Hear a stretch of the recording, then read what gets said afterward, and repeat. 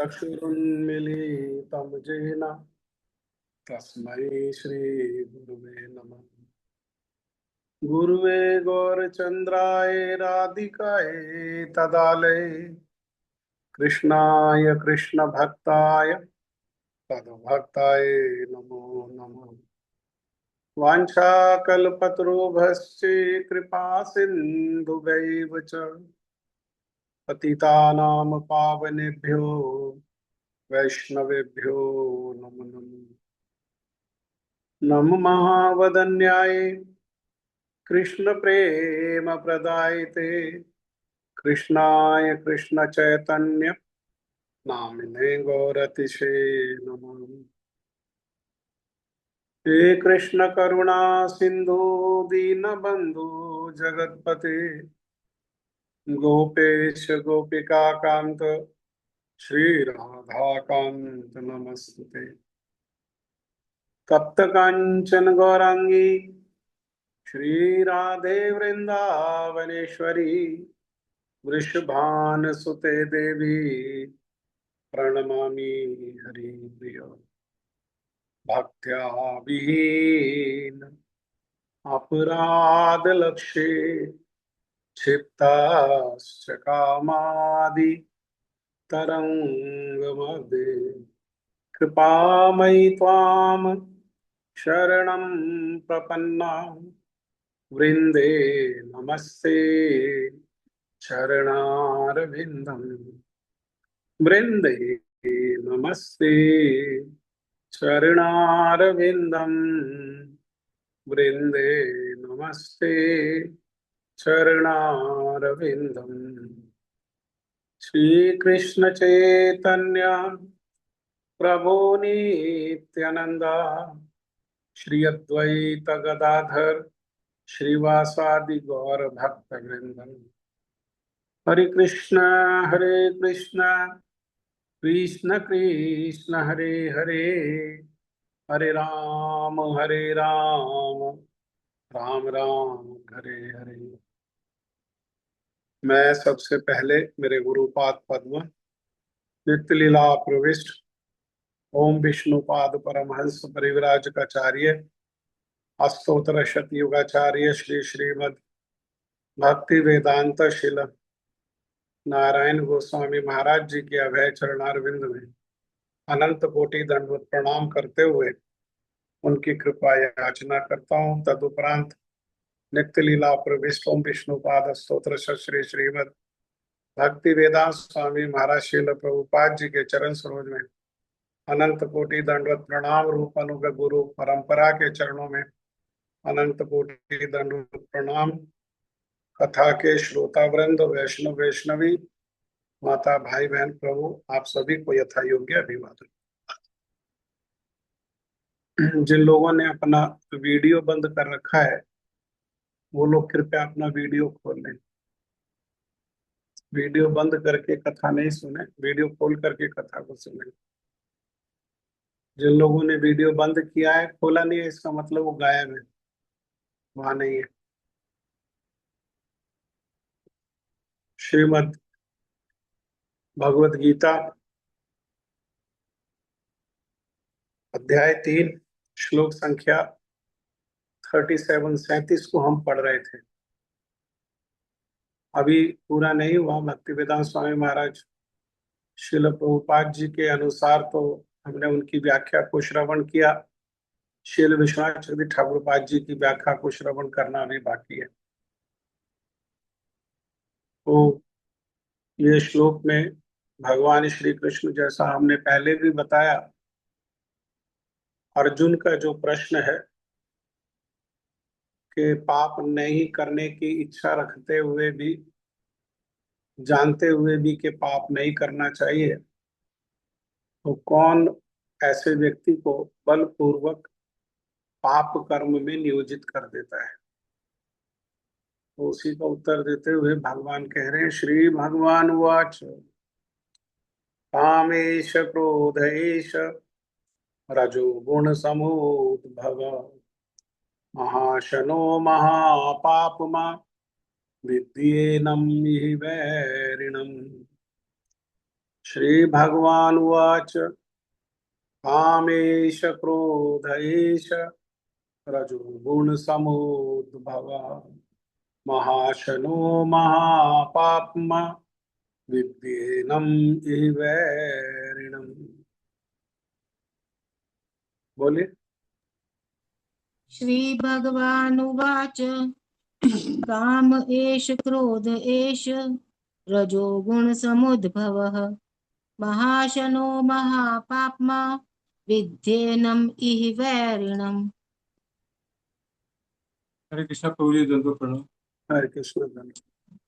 श्री भगवानुवाच कामेश क्रोधेश रजोगुण समुद्भवा महाशनो महापाप्मा वेद्येनमीवैरिणम्।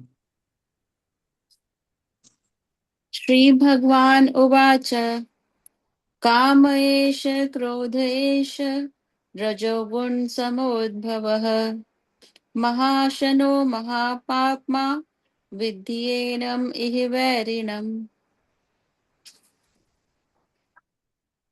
कामे क्रोधेश रजोगुणसमुद्भवः महाशनो महापाप्मा विद्येनम् इह वैरिणम्। श्री भगवान वाच भी साथ बोलो। हाँ जी। श्री भगवान उवाचः काम एष क्रोधेश रजोगुणसमुद्भवः महाशनो महापाप्मा विद्येनम् इह वैरिणम्। और कौन बोलेगा? श्री भगवान उवाच काम एष क्रोध एष रजोगुण समुद्भव महाशनो महापाप्मा विद्येनम् इह वैरिणम्। बहुत सुंदर। और किसी की इच्छा है बोलेगी? श्री भगवान वाच काम ऐसे क्रोध ऐसे रजोगुण समुद्भवा महाशनो महापापा विद्येनो में वरेण्यम।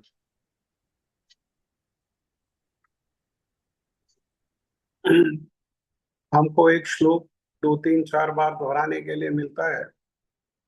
मैं जानबूझ करके उसको दोहराना चाहता हूँ। उससे क्या होगा कि धीरे धीरे आप लोग श्लोकों को बोलेंगे तो एक तो आपकी श्लोकों में रुचि हो जाएगी और बार बार दोहराने पर आपको श्लोक याद होने लगे। इसी उद्देश्य से मैं, वरना एक बार बोलने से भी हो सकता है, लेकिन जब तक वो श्लोक पूर्ण नहीं होता, उसका व्याख्या पूर्ण नहीं होती, तो मैं हर बार ही दोहराता हूँ। इसका उद्देश्य यही है कि श्लोक हमें याद हो, और ये श्लोक को याद होगा और उसका अनुवाद और उसकी व्याख्या हमें पता होगी, तो ये श्रीमद् भगवत गीता के श्लोकों में हमारी रुचि जो है वो धीरे धीरे बढ़ने लगेगी और हमें श्लोक भी याद होने लगेगा।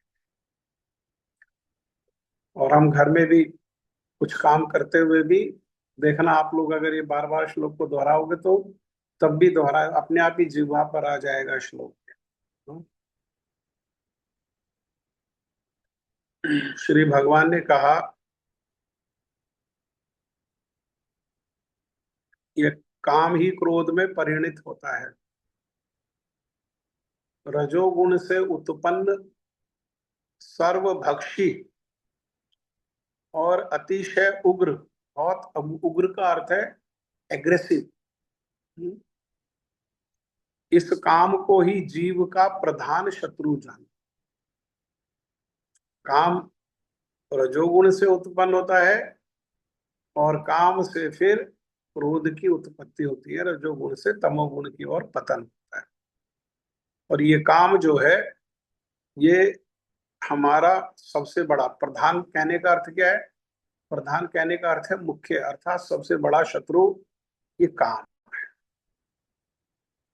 श्री विश्वनाथ ठाकुर पाद जी कह रहे हैं कि यह विषयों का अभिलाषा रूप काम ही, अभिलाषा क्या है? विषयों की अभिलाषा। अभिलाषा होने में दोष नहीं है। दोष कब है? जब स्वयं को केंद्र में रख करके और अपने सुख भोग के उद्देश्य से, इंद्रिय भोग के उद्देश्य से जो अभिलाषा है वो अभिलाषा दोषपूर्ण है, वो अभिलाषा त्रुटिपूर्ण है। अन्यथा तो कीर्तन है, वो मेरे मन अभिलाषा होए सखी वृंदावन जाऊंगी, तो यहाँ भी अभिलाषा है। लेकिन ये अभिलाषा कैसी है? ये अभिलाषा मंगल का कारण है।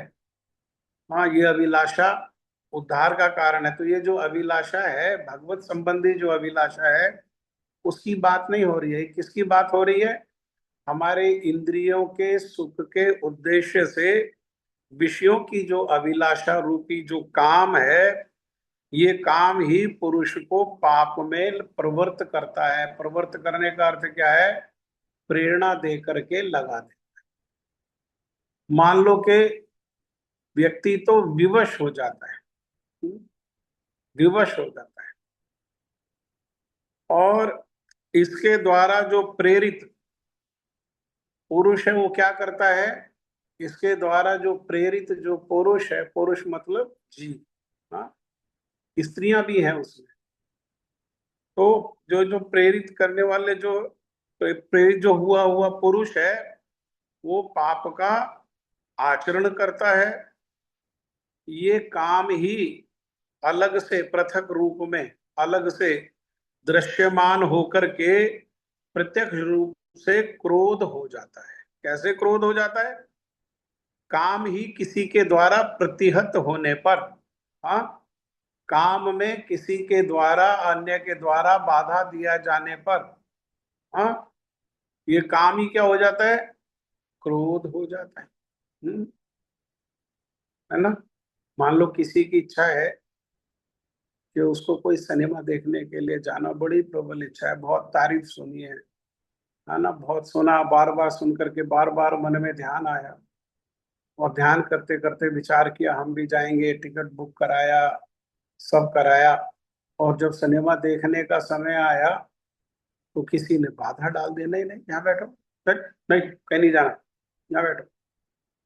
तो प्रसन्नता होगी, क्रोध आएगा? ऐसे ही क्रोध आता है। हाँ?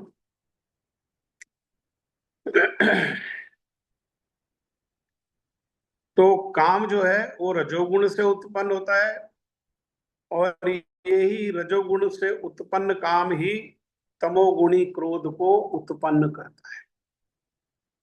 रजोगुण काम को उत्पन्न करता है, काम जो है वो क्रोध को उत्पन्न करता है, जो तमोगुण। काम जो है क्रोध तमोगुण को उत्पन्न करता है, और तमोगुण का प्रत्यक्ष परिणाम क्या है?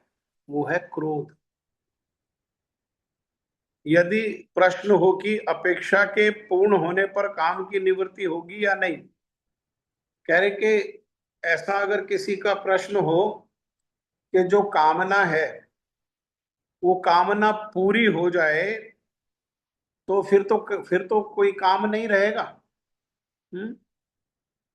तो तब उसके उत्तर में कहते हैं कि ये भगवान यहाँ पर इस काम को कैसा बता रहे हैं? महाशन। महाशन का अर्थ क्या है? महान अशन, हाँ, अर्थात जिसकी संतुष्टि कभी होती ही नहीं।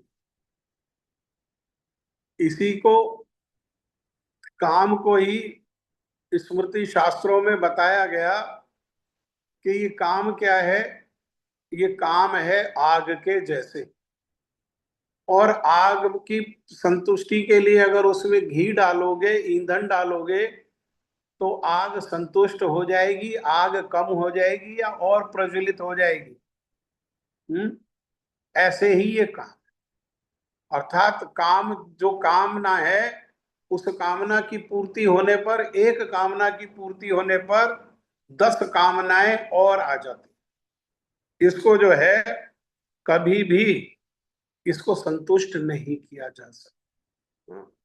आगे स्मृति शास्त्र के श्लोक से बता रहे हैं, यत् पृथ्व्याम ब्रीहियवम हिरण्यम पश्व स्त्रिया नालमेकस्य तत्सर्वम इति मत्वा शमं व्रजेत। अर्थात किसी एक व्यक्ति को पृथ्वी पर जितना धन है वो सारा धन मिल जाए, जौ मैंने जितना अन्न है, जौ अन्न प्रजाति, जितना अन्न है वो सारा अन्न मिल जाए, जितना सोना है वो सारा सोना मिल जाए।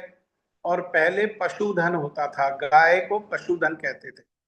श्रीमद् भागवतम में भी ब्रज में यशोदा मैया जो है वो सौगंध खाती है अपनी संपत्ति की, तो संपत्ति क्या है, वो गाय ही संपत्ति है।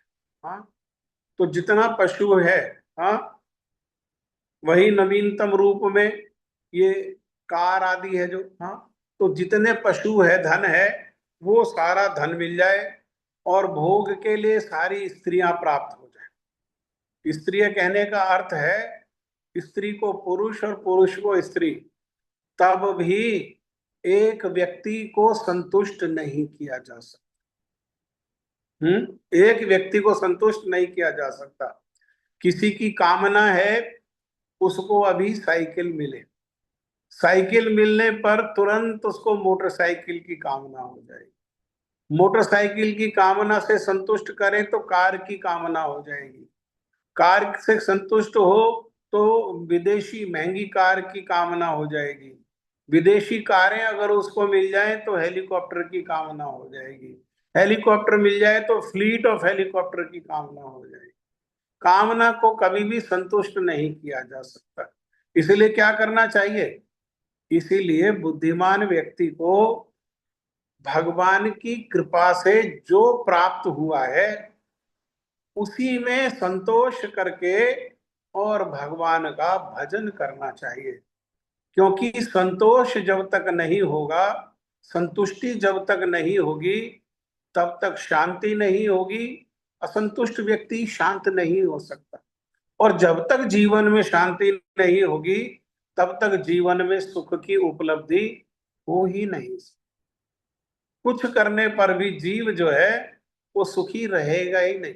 हाँ, संसार में अधिकतर लोगों को खाने का अभाव नहीं है, रहने का अभाव नहीं है, मूलभूत सुविधाओं का अभाव नहीं है, फिर भी संतोष नहीं है, संतुष्टि नहीं है, और पाने की कामना, लालसा है, और स्वामी बनने की कामना है। मान लो रहने के लिए क्या चाहिए?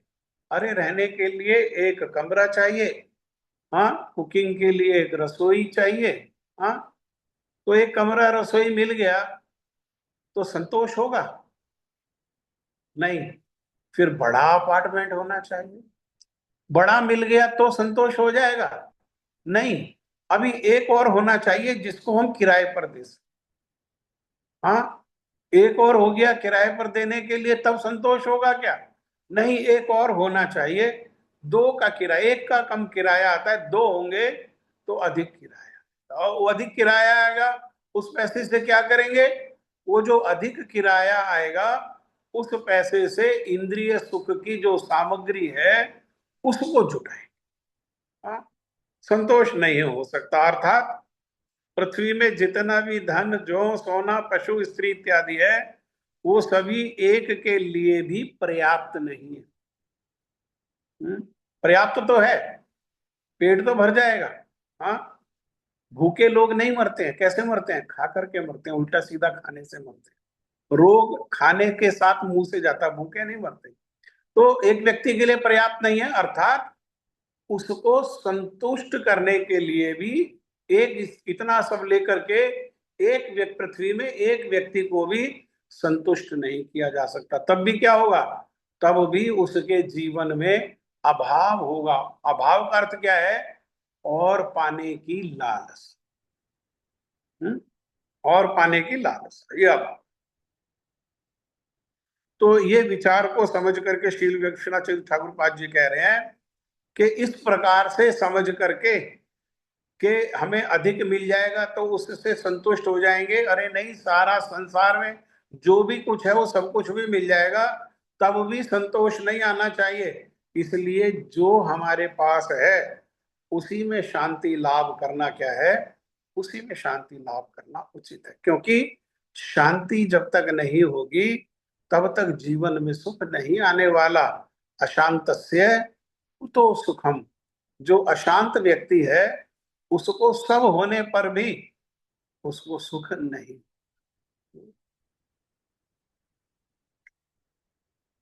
स्मृति की उपरोक्त उक्ति के अनुसार काम की आकांक्षा पूर्ण करना सामर्थ्य के अतीत है।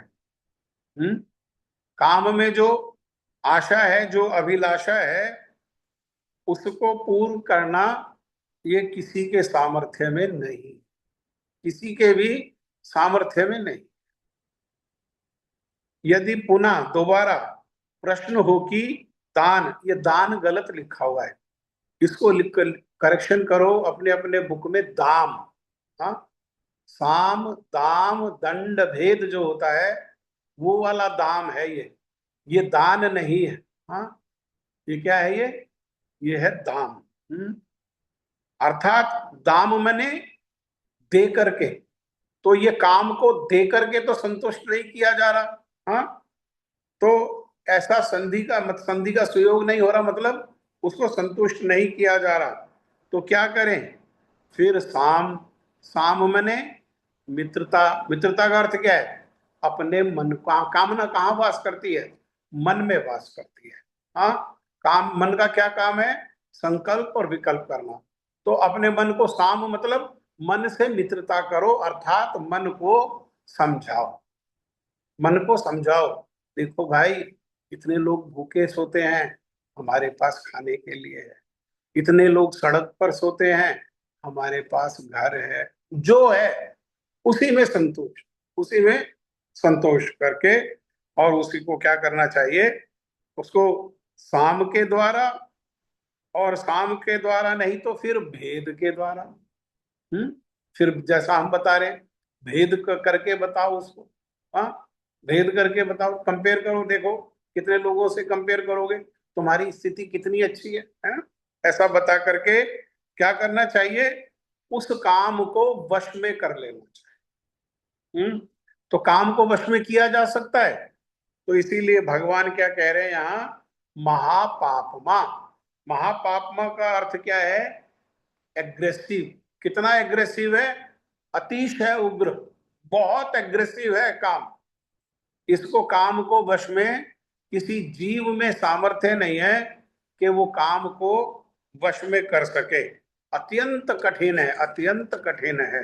हाँ, तो इसीलिए यहाँ पर कह रहे हैं कि यहाँ काम और क्रोध को मोक्ष मार्ग में जीव का प्रधान शत्रु कहा गया है। मोक्ष मार्ग मतलब सुख की और उन्नति। सुख की और उन्नति में इसको क्या है? ये डेड एंड है। ये सबसे बड़ी बाधा है, और सबसे बड़ी बाधा होने के कारण ये सबसे बड़ा शत्रु है। अगर काम और क्रोध में मूल कौन है? क्रोध गौण है, और मूल क्या है? वो काम शत्रु है। हाँ, क्रोध अपने आप में नहीं, क्रोध अपने आप में शत्रु नहीं है, वो काम जनित जो क्रोध है वो शत्रु है। तो जन्म किससे हो रहा है? हाँ, कि जननी कौन है क्रोध की? क्रोध की जननी है काम। तो इसलिए काम क्या है? काम जो है वो मूल शत्रु है, और क्रोध तो इसका एक विकार मात्र है। विकार मात्र। तो इस काम को महाशन कहा गया है। महत अशन अर्थात ये ऐसा शत्रु है जिसको कुछ भी देने पर, अच्छा बात सुनो, हम अपने जीवन में विचार करें कि हमारे जीवन में हमारे क्या क्या कामना नहीं हुई, और हमने कौन कौन सी कामनाओं को पूर्ण नहीं किया, क्या क्या नहीं किया कामनाओं को पूर्ण करने के लिए। सब कुछ किया कामनाओं को पूर्ण करने के लिए। क्या आज कोई कामना नहीं है? क्या कामनाओं को पूर्ण करने से जीवन में सुख आ गया? हाँ, भय तो नहीं है जीवन में, विशेषकर मृत्यु का भय है या नहीं है जीवन में? हाँ, तो इसका पेट जो है कभी नहीं भरने वाला है। श्रीमद् भागवत में ययाति महाराज के चरित्र में देखा जाता है, आग में घी डालने से जैसे आग और भी बढ़ जाती है, वैसे ही कामों के उपभोग से कामों की अभिवृद्धि होती है ना। काम का भोग करने पर और काम की वृद्धि हो जाती है। ययाति महाराज कौन है? ये श्रीमद् भागवतम के 9वें स्कंद में कथा आती है। ये चंद्रवंशी राजा है, जिस वंश में भगवान श्री कृष्ण है। ये यदु महाराज के पिताजी है, जिनसे यदुवंश चला। हाँ, ठीक है। यदु महाराज के पिताजी हैं। इन्होंने 2 विवाह किए। शुक्राचार्य की बेटी से विवाह किया और शर्मिष्ठा, एक राजा, असुर राजा की बेटी से विवाह किया, देवयानी और ये शर्मिष्ठा। तो शुक्राचार्य जी ने, इनके जो ससुर है शुक्राचार्य, उन्होंने नाराज होकर के, क्योंकि शर्मिष्ठा की ओर आकर्षण होने के कारण वो शुक्राचार्य की बेटी को दुख हुआ, तो इसलिए शुक्राचार्य जी ने इनको शाप दिया। क्या शाप दे दिया? कि तुम बूढ़े हो जाओ, बूढ़े हो जाओ। 2 पत्नी के साथ रहे, संसार में राजा होकर के रहे, भोगा, सब भोगने पर भी बूढ़ा होने पर वो जो काम है वो पीछा नहीं छोड़ रहा। और इतना बेशर्मी से विवश हो गए कि अपने बेटों से कहने लगे, ए तुम अपनी युवावस्था मुझे दे दो। क्यों? क्योंकि कामना होने पर भोगेंगे कैसे? कामना अगर हृदय में है तो भोग के लिए इंद्रियां जो है वो शक्तिशाली चाहिए। लेकिन वृद्ध होने का अर्थ क्या है? इंद्रियों में शिथिलता आ जाना। शिथिल इंद्रियों से तो भोगा नहीं जा सकता। जब इसे, और युवा इंद्रियां कहाँ प्राप्त होंगी? तो युवक यौवन से प्राप्त होंगी। तो यौवन खोज रहे हैं, अपने बेटों से यौवन मांग रहे हैं। हाँ, और यदु से यौवन मांगा, यदु ने मना कर दिया तो उनको शाप दे दिया। बाप ने बेटे को शाप दे दिया कि तुमने हमें अपनी युवावस्था क्यों दी। काम है ना, काम की पूर्ति नहीं होने पर क्या हुआ? क्रोध आ गया। शाप कैसे दिया जाता है? प्रसन्न अवस्था में थोड़ा शाप दिया जाता है, क्रोध की अवस्था में क्रोध आ गया। फिर दूसरे बेटे ने, उसका नाम पुरु है, उससे युवा अवस्था को प्राप्त किया, भोगा, और भोग करके फिर छी छी छी छी छी। तो उसी जो ययाति उपाख्यान है, उसी से यहाँ ययाति उपाख्यान से ही 2 श्लोकों को यहाँ पर बताया गया है। ना जातु काम कामानाम उपभोगे न शाम्यति अविशा कृष्णवतम एव भूय एव अभिवर्धते। क्या करो भाई? आगे कहा, जो वही श्लोक है, लेकिन ये भागवत में अलग से कहा गया। पहली लाइन इस श्लोक की वही है, यत् पृथ्व्याम विहीयवम् हिरण्यम पश्व स्त्रिया नादूयमन्ति मना प्रीतिम पुंसा काम हतस्यते। पृथ्वी का सारा अन्न, फिर दोबारा दोहरा रहे, सारा स्वर्ण सोना, पशु और सारी स्त्रियां मिलकर भी एक कामी पुरुष के काम को पूर्ण नहीं कर सकती। कामी पुरुष मतलब जिसकी कामना प्रबल है, उसको कहते हैं कामी।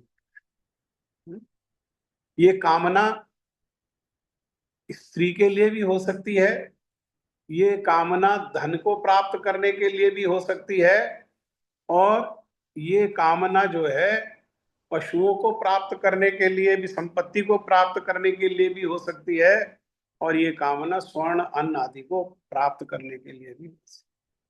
वो जब कामना जब प्रबल हो जाती है तो वही हो जाती है काम, और उस काम से जीव क्या है, फिर वो अंधा हो जाता है। और ऐसे काम से अंधे हुए जीव को क्या कहते हैं? कामांध। वो भेद नहीं कर पाता, उसकी जो बुद्धि है वो क्या होती है? वो आच्छादित हो जाती है। आगे अगले श्लोक में हम सुनेंगे। हाँ, वो जीव जो है कैसा हो जाता है? वो आच्छादित हो जाता है, आवृत हो जाता है। हाँ, उसका जो ज्ञान है, उस भेद करने का जो ज्ञान है, वो वो अंधा हो जाता है। और अंधा होकर के क्या करता है? अंधा व्यक्ति जैसे भागता है, ऐसे ही वो भागता है। यहाँ पर अगला श्लोक, अगली बात कही, साम दाम भेद और दंड, इन चार नीतियों से शत्रु का दमन किया जाता है। और अभी कहा काम क्या है हमारा? काम हमारा सबसे बड़ा, संसार में सबसे बड़ा कोई शत्रु है तो क्या है? वो काम है। बड़े बड़े राजाओं ने भी कहा कि हमने संसार को तो जीत लिया, लेकिन अपने मन से हार गए। संसार को जीतने पर भी कामना संतुष्ट नहीं हुई, जीवन में संतोष नहीं आया। तो हमारे काम को क्या करना चाहिए? साम दाम भेद और दंड, इससे क्या करना चाहिए? इससे काम रूपी शत्रु का दमन करना चाहिए। और यहाँ श्री भगवान काम रूप भयानक शत्रु को साम दाम और भेद की नीति से दमन करने को क्या कह रहे हैं? असंभव बता रहे हैं।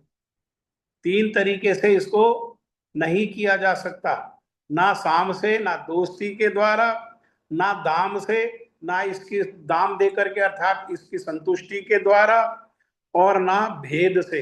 इन तीनों से इसको प्राप्त नहीं किया है, इससे जीता नहीं जा सकता। तो कैसे जीता जा सकता है? दंड के द्वारा जीता जा सकता है। हाँ, दंड के द्वारा जीता जा सकता है। तो वो दंड का सामर्थ्य कहां से आएगा? वो दंड का सामर्थ्य तो हम में तो है नहीं। तो दंड का सामर्थ्य कहां से आएगा?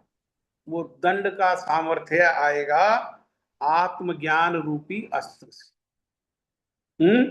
आत्म अर्थात ये रियलाइजेशन से कि मैं ये शरीर नहीं, मैं कौन हूं? मैं आत्मा। ऐसे जो आचार्य लोग हैं जिन्होंने ऐसा अनुभव कर लिया, उन्होंने तो कामना के प्रारंभ होते ही काम को क्या किया? दंडित किया। जैसे हमारी परंपरा में महाभागवत गौर किशोरदास बाबा जी महाराज जी है, वो एक दिन प्रसाद पा रहे थे और प्रसाद पाते हुए उनके मन ने इच्छा कर दी। मन है ना, इच्छा तो कभी भी कर सकता है, किसी भी स्थिति में कर सकता है। अगर एक मिर्च होती, हाँ देखो कितनी बड़ी इच्छा है, प्रसाद के साथ उनकी इच्छा है कि एक मिर्च होती तो अच्छा होता।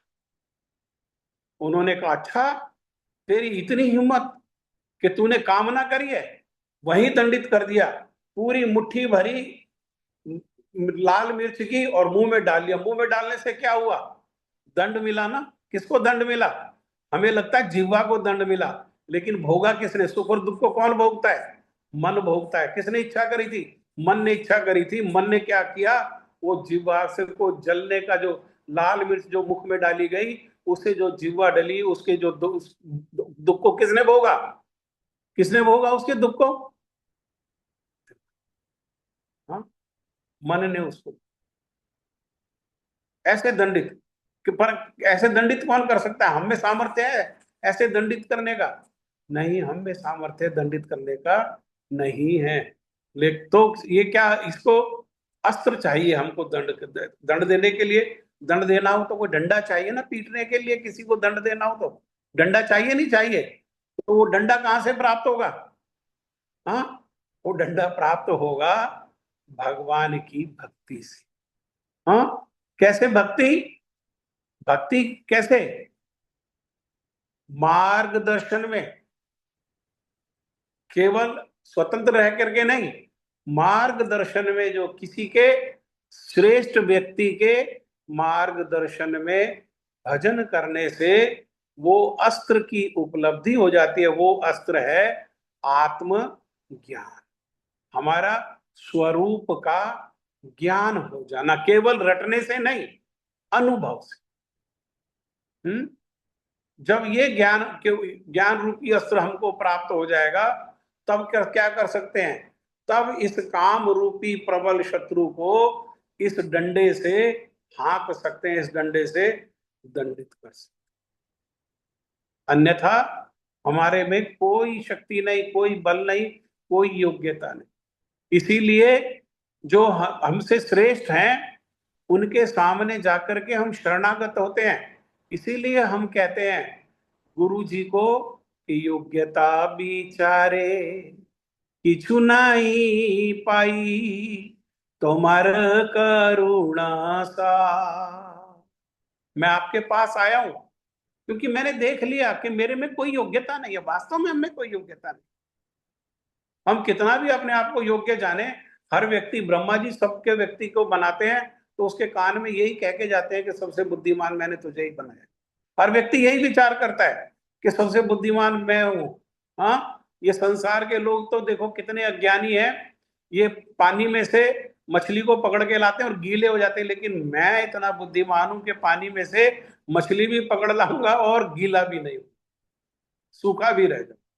हाँ, तो नहीं, ये अहंकार है, मिथ्या अहंकार है। इसको छोड़ करके शरणागत के मुझ में वास्तव में जो बात है उसको स्वीकार करने में क्या भेद है? हमें कोई किसी प्रकार की योग्यता नहीं है, तो फिर गुरुजी हमारे को कैसे स्वीकार कर लेते हैं? क्या हमारी योग्यताओं को देख करके स्वीकार करते हैं? नहीं, हमको पूरी तरह अयोग्य होते हुए भी हम पर कृपा करने के उद्देश्य से क्या करते हैं? वो अपना कह देते हैं, वो संबंध बना देते हैं, वे स्वीकार करते हैं। हाँ, योग्यता बिचारे किछु नहीं पाई, करुणा ही एकमात्र सार है। एकमात्र ये जो सदगुरु की जो करुणा है, एकमात्र जो साधु की जो करुणा है, वही हमारे जीवन में सार है। उसी के लिए भागना है, दौड़ना है। और अगर वो करुणा कह रहे, करुणा न ले कांदिया कांदिया, हाँ, अगर करुणा ना हुई तो कांदिया कांदिया, रो रो करके क्या करेंगे हम? प्राण न रखी बार, हम वे प्राण धारण नहीं कर पाएंगे, क्योंकि प्राण धारण करके क्या करें? यहाँ जले इस दावानल में, जैसा अभी बताया प्रारंभ में कीर्तन करते हुए, संसार दावा नलली ढलो का त्राणाय कारुण्य घना घनात्म। हाँ, संसार में दावानल है। दावानल मतलब जंगल की आग। जैसे जंगल में कोई आग लगा नहीं जाता, देखो अभी पहाड़ों में, पौड़ी में, टिहरी में, सब जगह पर आग लग रही है, कोई लगाने थोड़ी ना जाता है। वहां सूखे हुए वृक्ष हैं, वो हवा से आपस में घर्षित होते हैं और उससे अग्नि जा जाती है और उससे जंगल का जंगल जल जाता है। उस जंगल में जो आग है उससे रक्षा कौन कर सकता है? उससे काले काले बादल अगर बारिश करें तो उससे रक्षा हो सकती है। अर्थात जिसके हृदय में दया है, अगर वो अपनी कृपा दे करके हमारे ऊपर कृपा वर्षण करे तो इस संसार रूपी दावानल में हमारी रक्षा हो सकती है। अन्यथा हमारी रक्षा का कोई दूसरा उपाय नहीं है। हाँ, नहीं है। इसीलिए क्या करें? वो आत्मज्ञान रूप अस्त्र के द्वारा इस काम रूप शत्रु का विनाश जो है वो किया जा सकता। भरत महाराज के उपाख्यान में भी जब जड़ भरत जी जो है राजा रहुगण को उपदेश दे रहे हैं, तो उन्होंने अपना अंतिम उपदेश में यही बात को क्या कहा कि साधुओं से सुनी हुई जो कथा है, उस कथाओं के ज्ञान से अस्त्र बना करके, और ये शरीर छूटने के पहले ये काम आदि जितनी आसक्ति है उसको क्या करे? उसको उस अस्त्र से, उस तलवार से काट डाले। कौन सी तलवार से? ज्ञान रूपी तलवार से। और ज्ञान का मूल क्या है? ज्ञान का मूल है कि हम नित्य सनातन भगवान के सेवक हैं। ये ज्ञान का मूल है। ठीक है, ठीक है। किसी का कोई प्रश्न है इस श्लोक से संबंधित, या कोई टीका है, या कुछ कहना चाहते हैं? प्रभु जी, तो हम ये कह रहे हैं कि ज्ञान का मूल पूर्ण शरणागति है। हाँ, शरणागति से ही ज्ञान मिलेगा। भगवत गीता में भगवान स्वयं कह रहे हैं ज्ञान कैसे प्राप्त होता है, ज्ञान प्राप्त करने का मार्ग बता रहे हैं। तेषाम सतत युक्तानाम भजताम प्रीति पूर्वकम ददामि बुद्धि योगम तम ये न मामुपयांति ते। भगवान कह रहे हैं तेषाम, वे लोग सतत लगातार युक्तानाम लगे हुए हैं, भजताम भजन करने में। हाँ, कैसा? प्रीति पूर्वकम, प्रेम पूर्वक। हाँ, तनखा पूर्वक नहीं, प्रेम पूर्वक लगे हुए हैं। ददामी, उनको मैं दे देता हूं, बुद्धि योगम, उनको मैं ज्ञान दे देता हूं। संसार का ज्ञान तो बुद्धि से रट करके और इससे उससे मिल सकता है, लेकिन जिस ज्ञान के द्वारा भगवान को प्राप्त किया जा सके, जिस ज्ञान रूपी तलवार से संसार के सारे दुख कलेश के जो मूल है आसक्ति, और आसक्ति का जो मूल है काम, उसको काटा जा सके, वो कैसे मिलेगा? वो संसार में कोई नहीं दे सकता, वो कृपा से ही प्राप्त होगा। वो कृपा किसकी कृपा से? तो साधु की कृपा से प्राप्त होगा, क्योंकि साधु ही तो बताएगा कि भजन क्रिया क्या है। हाँ, भगवान ने तो कह दिया भजताम प्रीति पूर्वकम, लेकिन भजन क्या है ये तो बता नहीं रहे भगवान। हाँ, तो क्या तो भजन क्या है वो कौन बताएगा? भजन की प्रणाली कौन है वो कौन बताएगा? वो साधु बताएगा। उस प्रणाली को करके जैसे कहते हैं ना, साधु संग में भजन क्रिया, और भजन क्रिया से अनर्थ निवर्ती। ये सब जो है अनर्थ है हमारे। क्रोध अनर्थ है, क्रोध का मूल काम अनर्थ है, काम से होने वाली आसक्ति अनर्थ है। ये सब कैसे जाएगा? ये अनर्थ निवृत्ति कैसे होगी? ये अनर्थ निवृत्ति पीछे जाओ, भजन से होगी। वो भजन किससे प्राप्त होगा? वो साधु संग से।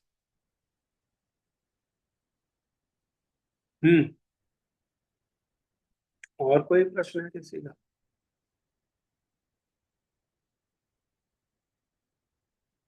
ठीक है, फिर जय ध्वनि दो।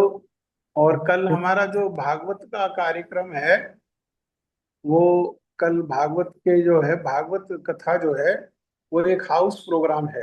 हाँ, वो एक बिटिया है निधि, उनके घर में प्रोग्राम है, तो वहीं से जो भक्त लोग है वो उसको लाइव करेंगे। तो हम लोग जो है 6:30 बजे से उस कार्यक्रम के साथ जो है वो कनेक्ट हो सकते हैं। तो वहां पर कीर्तन कथा हम ये सब जो है वो श्रवण कर सकते प्रभु जी, हैं। गोवर्धन के लिए बोल दीजिए एक बार, यात्रा के लिए। ये तो सब जा ही रहे हैं मेरे ख्याल से, कौन है इसमें जा नहीं रहा? ये तो सब जा रहे हैं, तो दिखाई दे रहे हैं मुझे। हरे कृष्ण प्रभु जी, दंडवत प्रणाम। हरे कृष्णा दंडवत जी, ये तो हुआ ही गोवर्धन। कोई बात नहीं, दोबारा चल लेंगे। प्रभु जी, रात को करेंगे आप परिक्रमा? देखो इस समय तो 40 डिग्री से ऊपर टेम्परेचर है, रात को ही संभव है, दिन में संभव नहीं है परिक्रमा।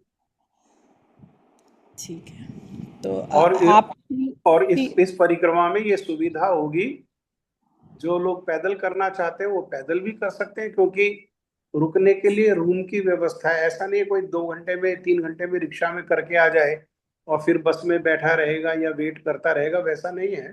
ये मतलब आप परिक्रमा करके जब भी लौटो तो आप जो है सीधा अपने रूम में आ सकते हो, आराम कर सकते हो। क्योंकि पैदल करने में भी कोई 5 घंटे में परिक्रमा करता है, कोई 10 घंटे में, कोई 8 घंटे में। तो इकट्ठा जो है परिक्रमा करना वो संभव नहीं हो पाता है। तो 1-2 स्थान पर प्रारंभ में ही या बाद में ही वो गिरिराज जी की जो है कथाओं को हम सुना देंगे। बाकी फिर क्योंकि सब लोग एक साथ तो चल नहीं पाएंगे, आप लोग भी गए थे जैसे, तो आप लोगों ने भी गोवर्धन की परिक्रमा पूरी तो की नहीं, छोटी परिक्रमा की थी आपने भी, जी, है ना? क्योंकि जब ज्यादा लोग होते हैं तो परिक्रमा एक साथ नहीं हो पाती है ना। तो अभी भी प्रभु जी छोटी करेंगे या बड़ी नहीं, कर रहे हैं? दोनों करो। तो कथा जैसे कथा कहाँ कहाँ होगी, मुझे वो पॉइंट्स देखने हैं कि हम कथा अगर अलग से कथा ज्वाइन करना कथा जो है ना, वो समय देख करके कि किस समय हम वहां पर पहुंचते हैं, किस समय वहां पर चलते हैं, तो उसी समय अनाउंस कर दिया जाएगा। अच्छा, और टेंटेटिव टाइम स्टार्ट करने का क्या होगा प्रभु जी, ये यात्रा या परिक्रमा? परिक्रमा शुरू करने का समय शाम को 5 बजे, हाँ, 5 बजे, हाँ, 5, 5:30। 5 बजे? 5 बजे परिक्रमा स्टार्ट करने का टाइम है प्रभु? जी, संभव शाम नहीं को। होगा उस समय, तो 40 डिग्री तो फिर तो टेम्परेचर प्रभु होता जी है धूप होगी। ये तो मैं तभी पूछने जा और रही थी, क्योंकि रोड अगर भी तपे हस्बैंड्स हुए को ले होते हैं, जाना है हाँ, तो थोड़ा मौसम और रोड भी थोड़ी सी तपे होते हैं, अनुकूलता देखनी पड़ेगी। उसको चलिए थोड़ा आप सा डिटेल्स शेयर कर उसको थोड़ा सा दीजिएगा, हाँ। विचार करेंगे उसमें, है ना? ठीक है, ठीक है, ठीक है प्रभु जी, हम ज्वाइन कर लेंगे। अगर अलग से हस्बैंड्स और इनके 2-4 फ्रेंड्स हैं, अगर हाँ, हम कोई वहाँ बात, से कोऑर्डिनेट कर लेंगे। ठीक कोई है कोई प्रभु जी। कोई तो जय ध्वनि दो। हरे कृष्ण बाबू, धन्यवाद प्रणाम। श्री श्री गुरु गौरांग गंधर्विका गिरिधारी राधा विनोद बिहारी जी की जय। ओम जय विष्णुपाद परमहंस परिव्राजकाचार्य असतरो शत श्री श्रीमद भक्ति वेदांत नारायण महाराज की जय। ओम विष्णुपाद परमहंस परिव्राजकाचार्य असतरो शत श्री श्रीमद भक्ति वेदांत वामन महाराज की जय। नित्य लीला जय प्रविष्ट ओम विष्णुपद अष्टोत्तर श्री श्रीमद भक्तिवेदांत स्वामी महाराज की जय। नित्य लीला जय प्रविष्ट ओम विष्णुपद अष्टोत्तर श्री श्रीमद भक्ति प्रज्ञान केशव गोस्वामी महाराज की जय। नित्य जय लीला प्रविष्ट ओम विष्णुपद अष्टोत्तर श्री श्रीमद भक्ति सिद्धांत सरस्वती गोस्वामी प्रभुपाद की जय। नित्य जय लीला प्रविष्ट परमहंस श्रीला गौर किशोर दास बाबा जी महाराज की जय। नित्य जय लीला प्रविष्ट सच्चिदानंद श्रीला भक्ति विनोद ठाकुर की जय। नित्य लीला प्रविष्ट वैष्णव शिव भौम श्रीला जगन्नाथ दास बाबा जी महाराज की जय। जय श्री गौड़ी वेदांत आचार्य श्रीला बलदेव विद्याभूषण प्रभु की जय। जय श्रीला विश्वनाथ चक्रवर्ती ठाकुर की जय। श्री जय नरोत्तम श्रीनिवास श्यामानंद प्रभु की जय। श्री कृष्णदास कविराज गोस्वामी प्रभु की जय। श्री रूप सनातन भट्ट रघुनाथ श्री जीव गोपाल भट्ट दास रघुनाथ सदगोस्वामी प्रभु की जय।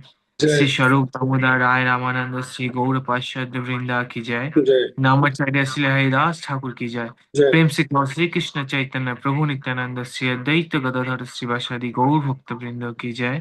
जय श्री अंतदीप मायापुर दीप सीमांतदीप गौतम दीप मध्यदीप कोलादीप ऋतुदीप जानूदीप मधुतम दीप रुद्रदीप पंच से नवदीप धाम की जय। श्री जय श्री राधा कृष्ण गोप गोपी गोवर्धन द्वादश भवनात्मिका श्री व्रज मंडल की जय। श्री जय श्याम कुंड राधा कुंड यमुना गंगा तुलसी भक्ति देवी की जय। श्री जय जगन्नाथ बलदेव सुभद्रा की जय। नृसिंह जय भगवान की जय। भक्त प्रहलाद महाराज की जय। चार जय संप्रदाय की जय। आकर मठ राजा श्री चैतन्य मठ की जय। श्री गौरी अभ्यंत समिति की जय। श्री देवानंद गौरी मठ और अनन्य शाखा मठ की समूह की जय। श्री हरिराम संकीर्तन की जय। अनंत कोटि वैष्णव वृंद की जय।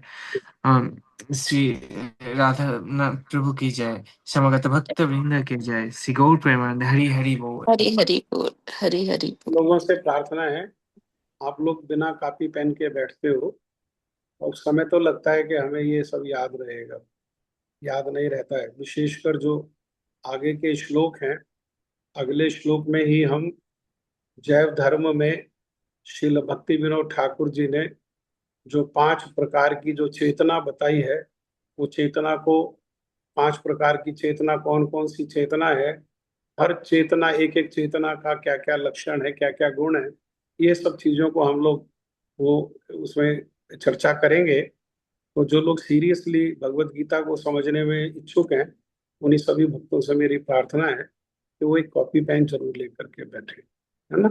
अन्यथा बताने पर अभी बताएंगे, 10 मिनट बाद भी नहीं बता पाएंगे चीजों को हम लोग। ठीक है? हरे कृष्णा, राधे राधे। हरे राधे कृष्ण प्रभु राधे जी। प्रभु। प्रभु जी दंडवत प्रणाम। हरे दंडवत कृष्णा। प्रणाम हरे प्रभु जी, कृष्ण, दंडवत हरे प्रणाम। कृष्ण, राधे राधे।